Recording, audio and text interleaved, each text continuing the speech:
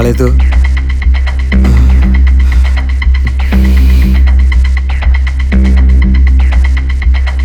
ఇవాళ లేట్ అయింది.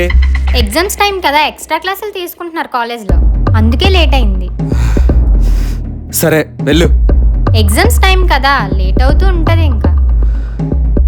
సరే జాగ్రత్త.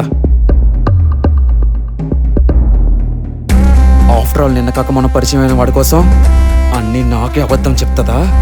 చెప్తా. చెల్లి కదా అని గారవం చేస్తే నెత్తికే కూర్చుంది. రేపటి నుంచి నీ సంగతి ఏంటో చెప్తాను.